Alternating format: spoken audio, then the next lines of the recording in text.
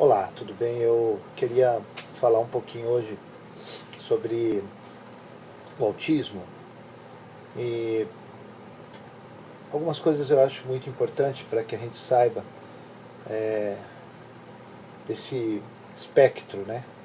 O autista, ou autismo, ele tem um nome que a gente pode chamar de espectro autista, ou seja, que é uma desordem do espectro do autista, né? Que chama de DEA, ou seja, as condições do espectro de autista, né? E é um espectro de condições psicológicas, né? Ele é caracterizado por uma anormalidade generalizada de intenção social e de comunicação. E, e ele atinge hoje muitas pessoas, né? Tem um estudo, um balanço que foi feito em 2005, e ele estima que entre 6 a 6,5 por mil ocorrência dessas desordens do espectro do autista, né? Pode ocorrer. E existem várias formas, né? E que uma delas, que eu gostaria de falar um pouco também, é a síndrome de Asperger, que em cerca de 0,3% para cada 1.000 pessoas, né? Ela pode atingir.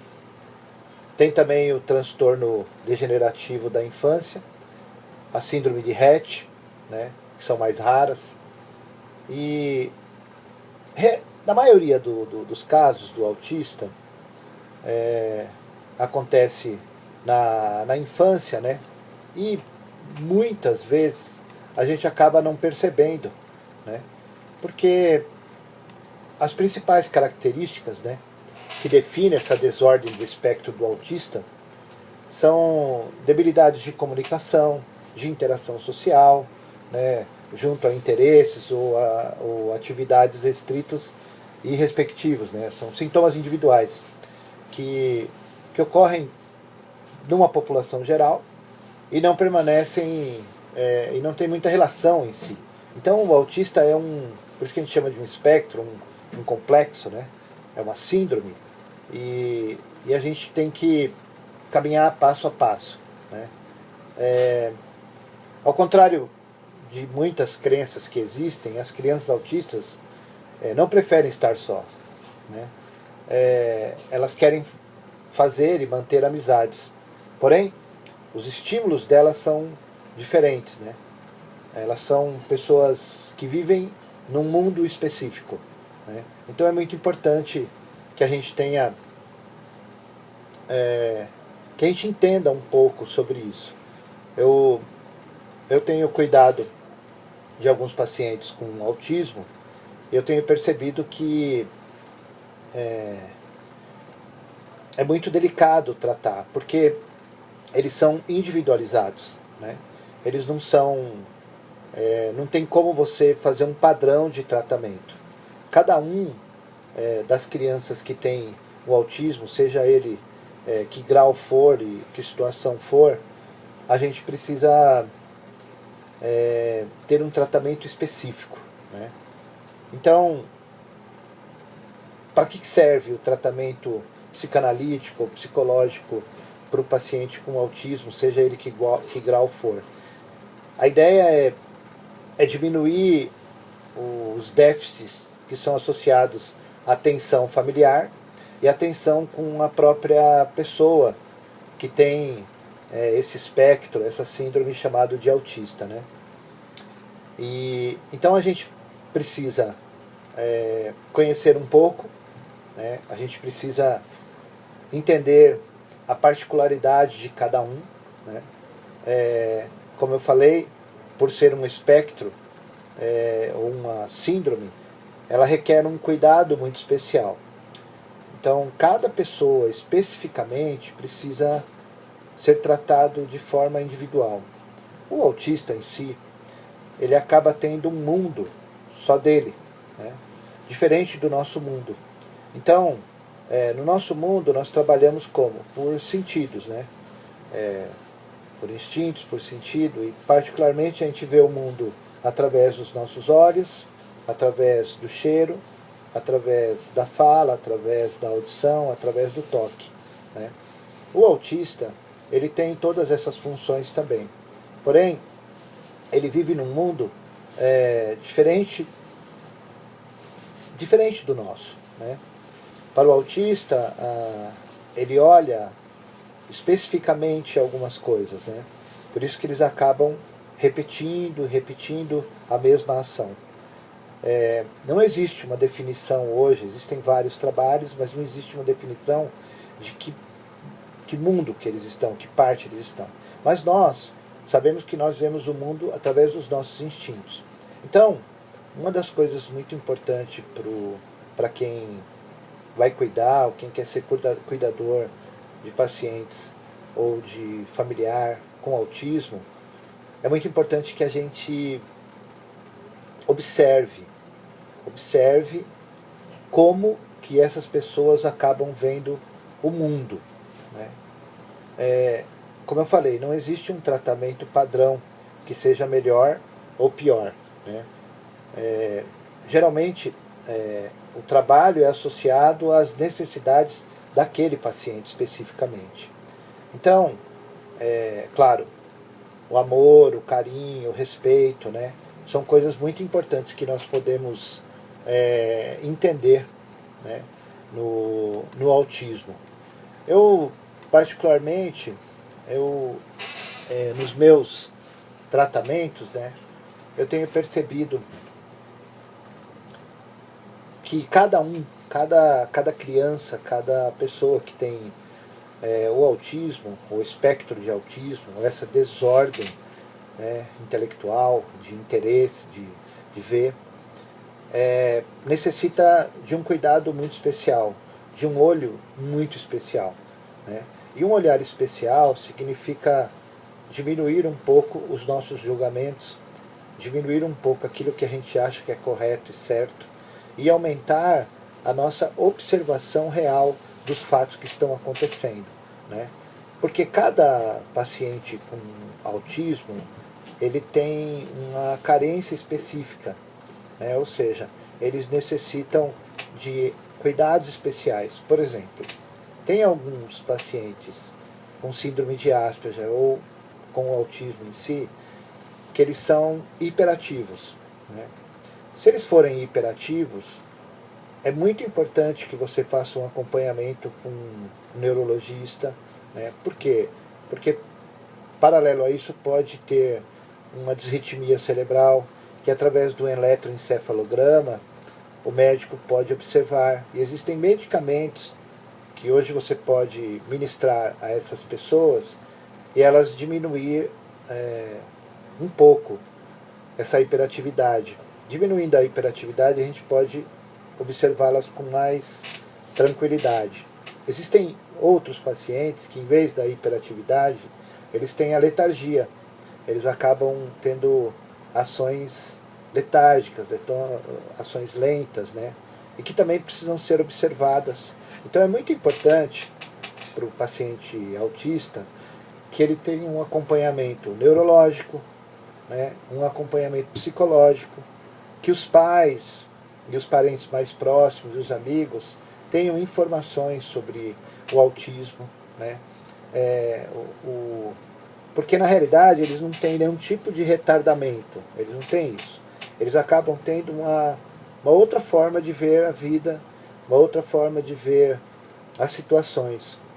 Então, para cada paciente, é muito importante o trabalho de observação. O trabalho psicanalítico, o trabalho psicológico, ele é produtivo por quê? Porque através da observação de cada paciente, de cada cliente, de cada pessoa, você vai poder desenvolver um padrão de tratamento.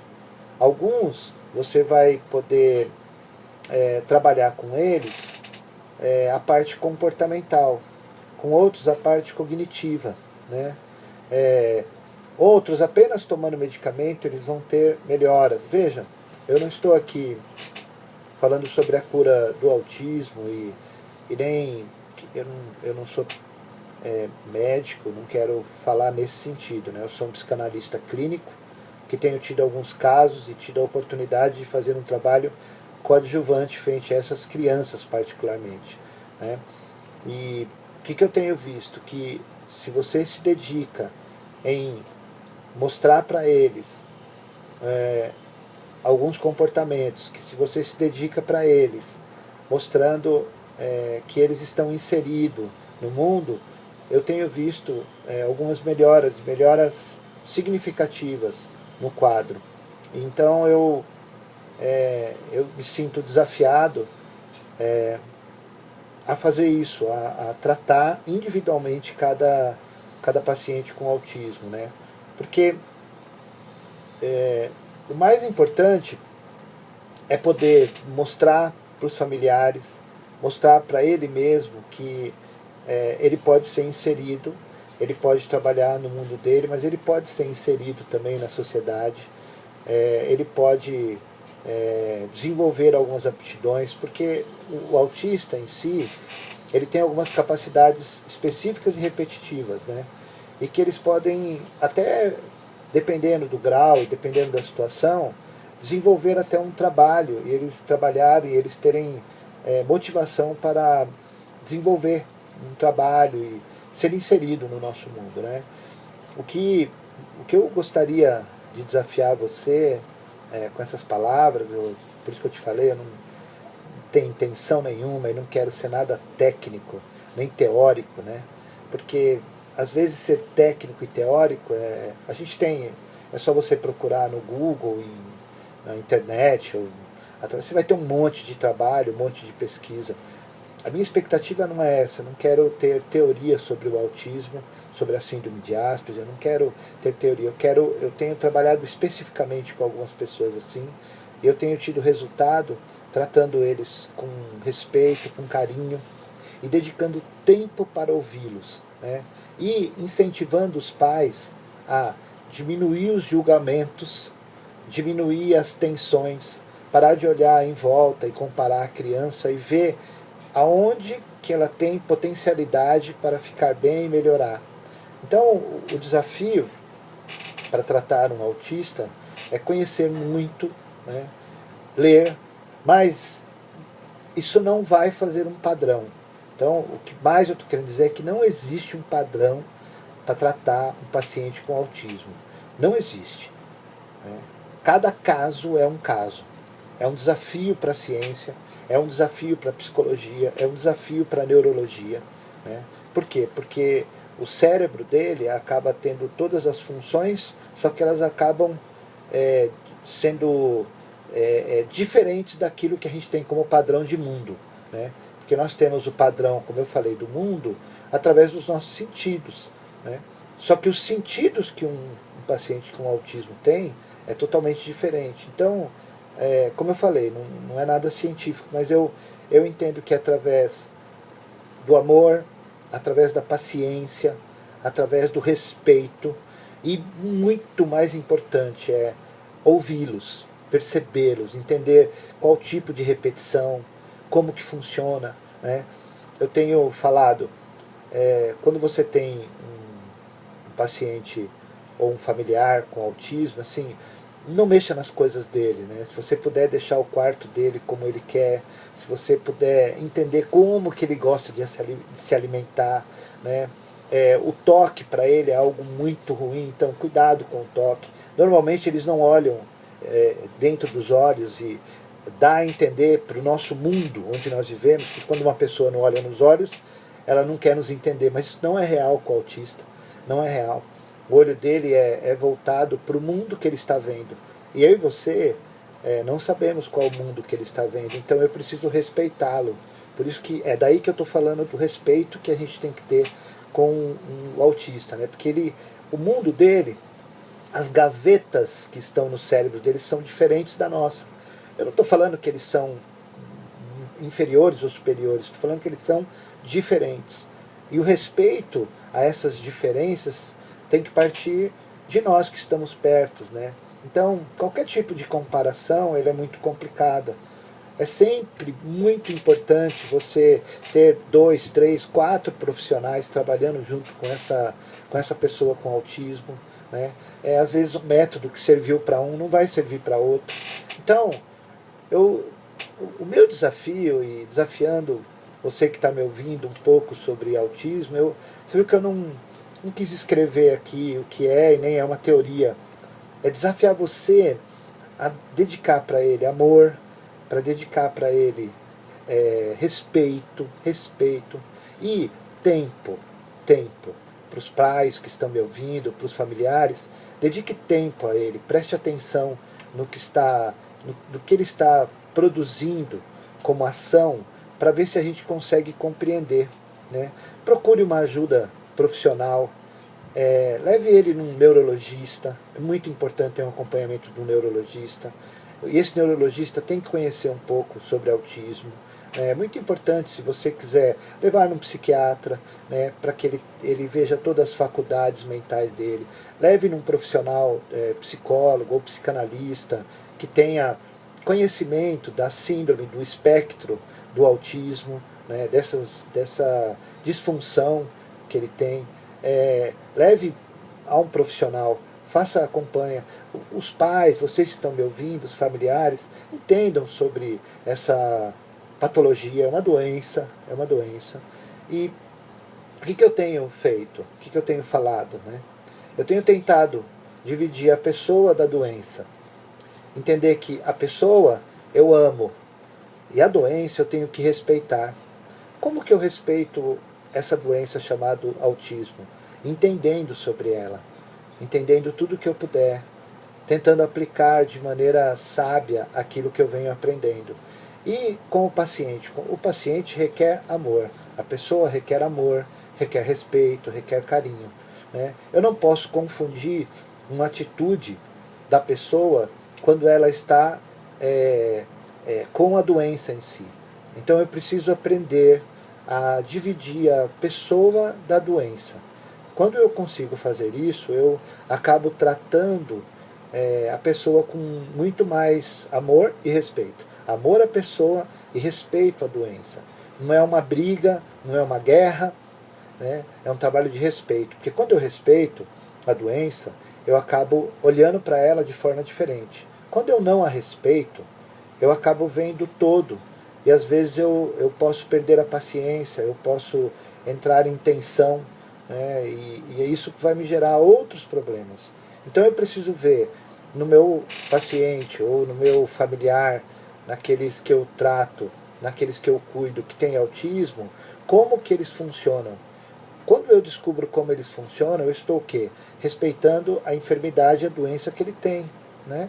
E até chegar uma hora e conseguir falar para essa pessoa que ela tem o autismo, né?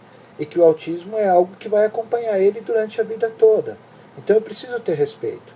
É como se fosse um diabetes, como se fosse um colesterol, né? Que você só tem uma vez e depois você tem que respeitar. Como que eu respeito uma diabetes? Eu me cuidando da minha alimentação, com medicamentos se for preciso, com insulina se for o caso. Numa hipertensão, mesma coisa, me cuidando, evitando algumas coisas que me fazem mal. No autismo é a mesma coisa.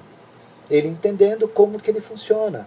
Né? Esse é meu trabalho. É o trabalho de um psicólogo, é um trabalho de um psicanalista, é um trabalho de um profissional de saúde que quer cuidar dessa pessoa. Então, quando você consegue fazer isso, você mantém um caminho interessante. Né?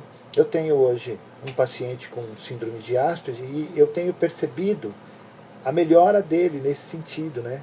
Ele passou no Enem, né? Porque quando ele ia fazer prova, quando você fala para um paciente, dependendo do grau e do autismo, assim, você dá um tempo para ele, ele ficava nervoso e não fazia. Então, nós solicitamos para a professora, para aquelas pessoas que estavam cuidando, para que ela desse mais tempo para ele fazer o trabalho. E quando ela deu esse mais tempo, ele conseguiu fazer.